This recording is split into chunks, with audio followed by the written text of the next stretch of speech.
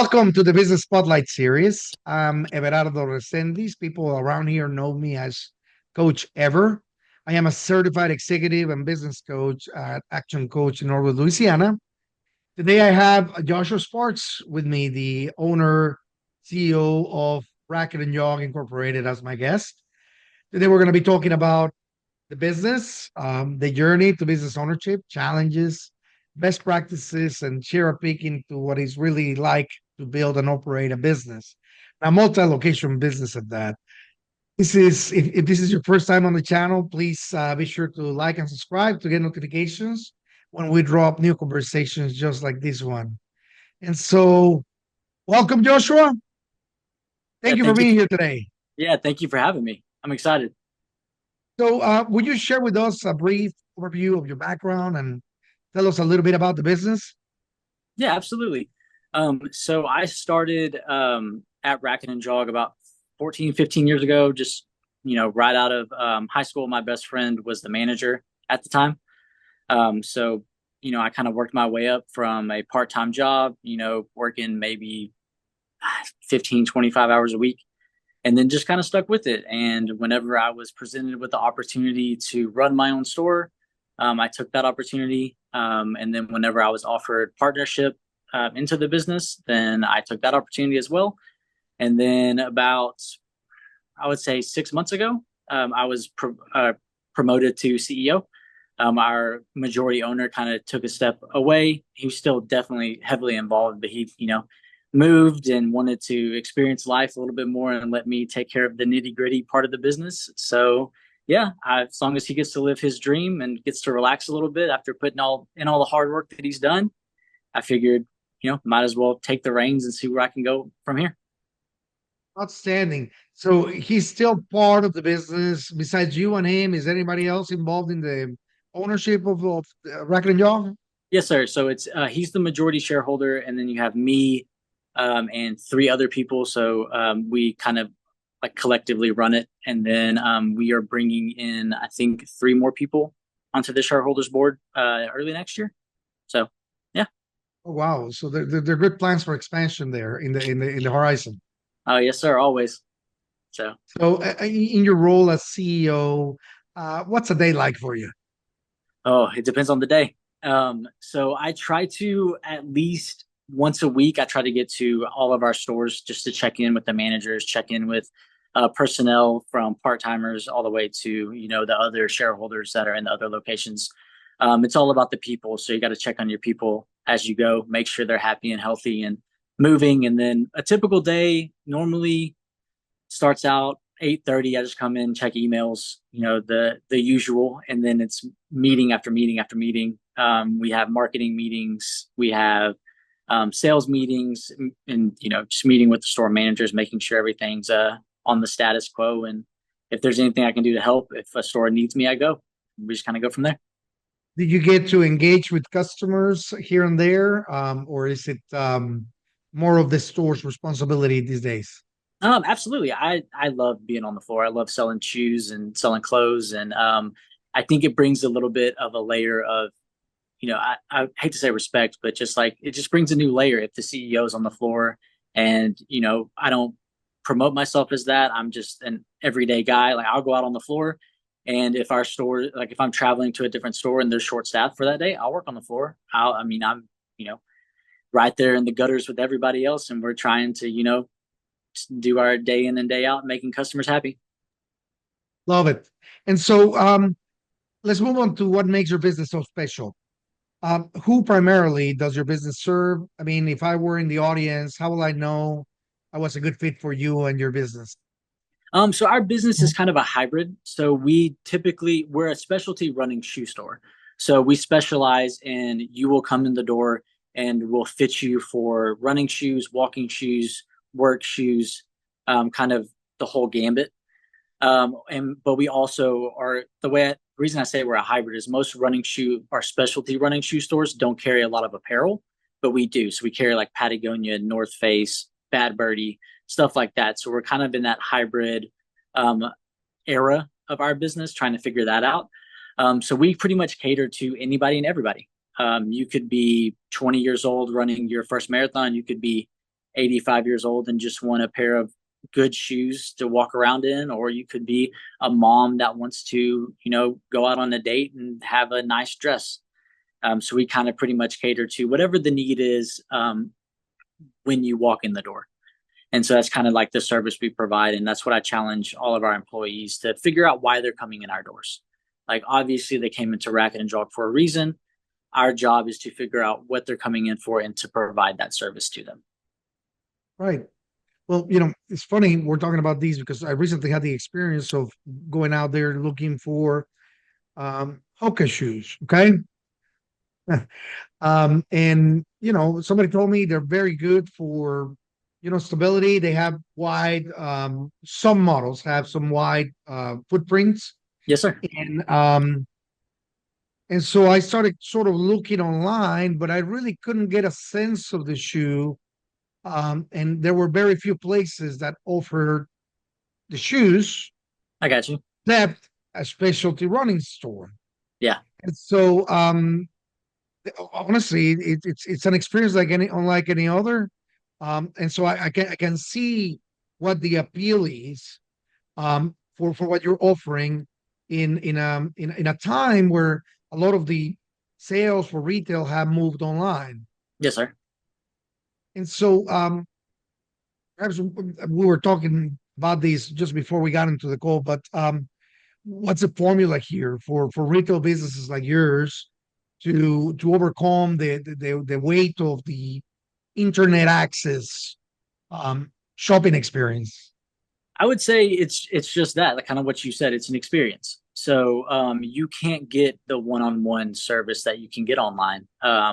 And we kind of try to elevate it at a different level. We walk you from door to shoe wall outside through the whole process of getting fitted and trying to find the right shoe for you, whether it's Hoka or Brooks or On or any of these. Like, we just brought in a brand called Mount to Coast that's for ultra marathon runners, but you can still use them for everyday wear as well.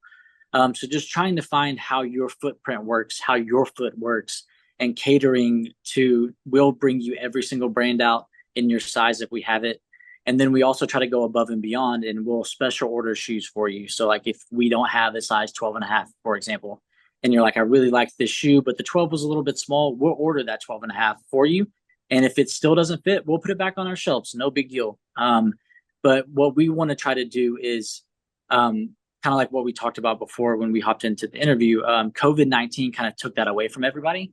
And so bringing everybody back home and back into the stores and getting to talk to somebody face to face and having those interactions, I believe definitely elevates the experience and is what keeps brick and mortar going, because you're coming in, somebody local that you can see in the supermarket, somebody local that you can see at a football game on a Friday night is going to be selling you your shoes. And, we're in the public setting, we're in the public forum for, like, if you see me at a coffee shop and you're like, hey, my shoes really aren't working, I'll be like, all right, come back down to the shop and we'll figure something out.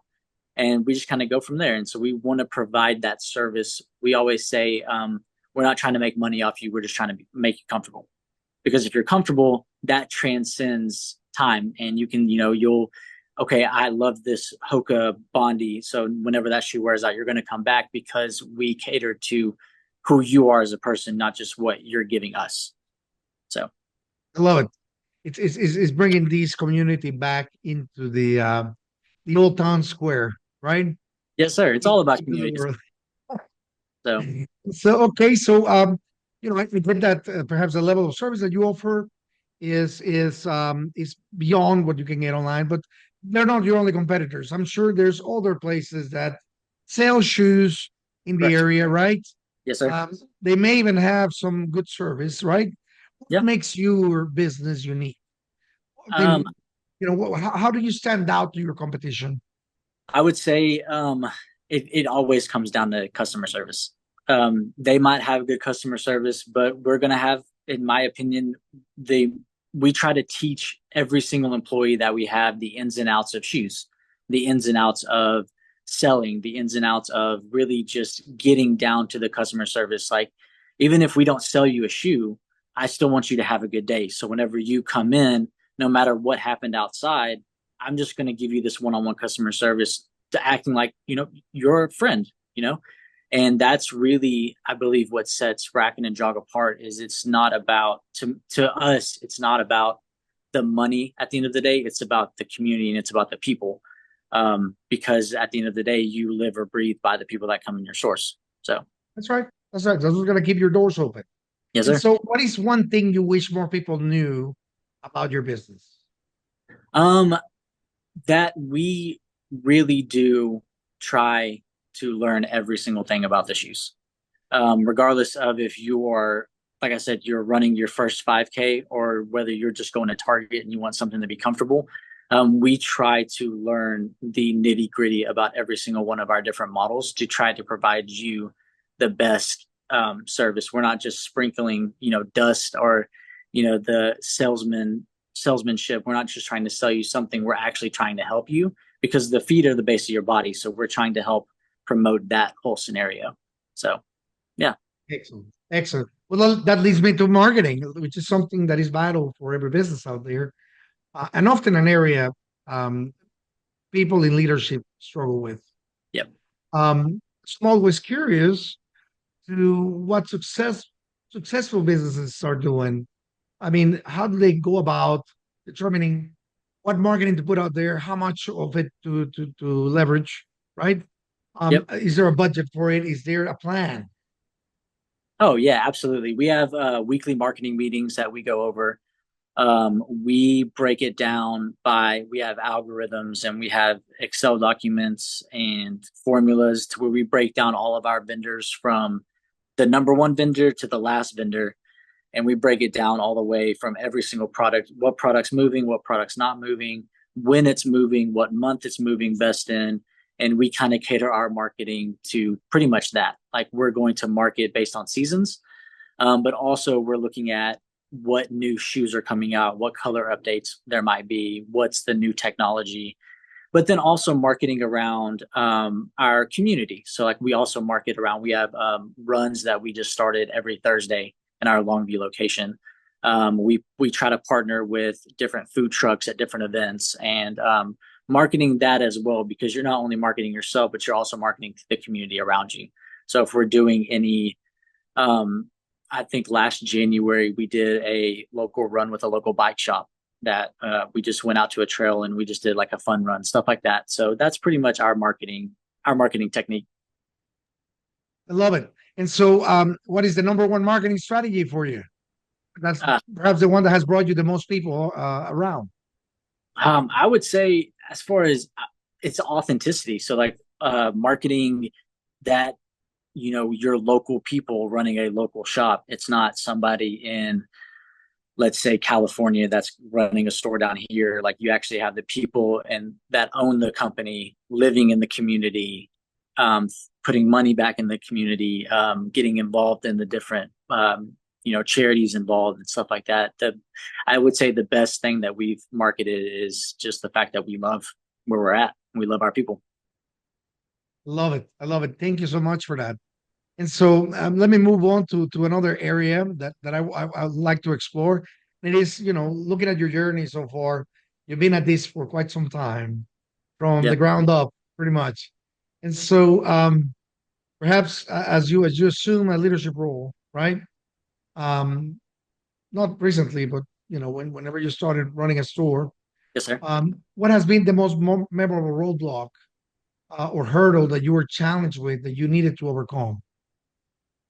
I would say communication, like learning how to communicate at different levels. Every single level has a different nuance for communication because you're no longer in the same. Like, you're running it with your friends, but then you're your friend's boss. So how to effectively communicate across those barriers, I think was my number one struggle. And I think also when it comes to like business owners learning their people, it's how to communicate across the different generations, but also how to communicate um, the vision and where you're going and how you want to get there, and effectively, like, because you have it here, but trying to champion people to do it is a completely different monster. Right. So, It's the very difference between motivating and inspiring people. sure. Yes, sir. Love it. Love it. And so, where do you see the business going in the next 3 to 5 years? Hopefully we continue to grow. If I got to be honest with you, we just planted our fourth store in Waxahachie this year. It's going great. So we You're have moving into the metro areas now. yes, sir. So we have one in Rockwall, we have one in Waxahachie, and one in Texarkana. So we got incredibly blessed with how we ended up planning our Waxahachie store. It was a complete God thing. Just things just fell into place. So once we get that one profitable and we get that one off the ground and going, then I don't see why we wouldn't do another one. We just keep going from there. Wow. And so as you continue opening, going and visiting every store, it's gonna become a little bit more difficult. Maybe we'll figure that out. Oh, but that's why you need a helicopter then. All right. And so, what has been your approach to goal setting? Like, do you set goals for the organization or every store, every individual? How far along do you go into that granular view of what needs to happen everywhere? So we do weekly and monthly meetings as far as did I lose you? No, Sorry. no, we're here. Oh, I apologize. My phone like flickered off. It's raining pretty hard up here. I apologize. But yeah, so I like goal setting with the individual. So we definitely have monthly meetings as far as goal setting across the board for the stores. We have certain sales goals that we like to meet. I'm a big fan of initiatives. So I will have meetings with each individual store leader. And because every store is different, every store has a different demographic, every store has a different feel. Yeah. So, okay, well, what incentives might work for your store and your employees, and kind of let them take the reins of that, because if you're going to be our store manager, I trust you to manage the store and I trust you to lead it, but it's also my job to lead them as well. So learning the individual and the individual store, and just kind of having those brainstorming sessions on like what goals can we do. And as far as like store wide goals, we have our shareholders meetings to where I basically, we'll all sit down and we'll present the state of the company and, cast vision on, okay, what does next year look like? What does next quarter look like? And then whenever I visit the individual stores, I'll talk to pretty much every single part-time worker that works there and be like, hey, how are you doing? Like just checking in with everybody. And then if, like, for example, I had a young man that works in our Waxahachie store he did his mile time trial this weekend. And I was like, hey man, I'm just going to go ahead and champion you. I sent him a text message on Saturday. I was like, hey dude, I hope you do good. Because goals outside are just as important as goals inside. That's right. So if employees know that you care about them, not just in the four walls, but you care about them as a human being and you care about their growth and about their potential, then the store will be nothing but successful because they care about you in the same space. So in your coming up through the ranks, right? Um, are these things that you experience as somebody that was, developing, and now you're sort of emulating them as you go forward, or is there a contrast that you were like, I had these, but because of that, I now have these, Yeah. I had a little bit of it. I try to tell all my employees, I'm like, listen, learn from my good, learn from my bad. And so what I did is, as I rose through the ranks and went through different managers and went through different people, people come and go, I would really like to apply the good stuff that I learned from them and kind of get rid of the bad, but then also apply it to my own style of communication. And I really, from day one till now, I believe in the importance of just believing and championing your people across the board from top down.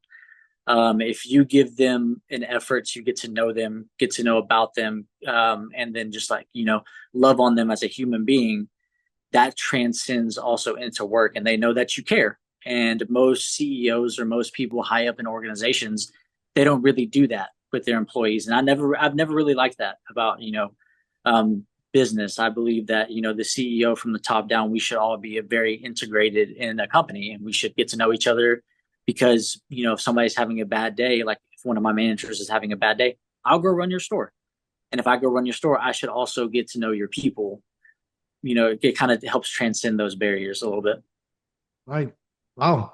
So, I mean, it's very clear to me that you're very people oriented, that you realize that the work that you do, the presence that you want to have in the marketplace to your customers is through your people. So your work is really through them.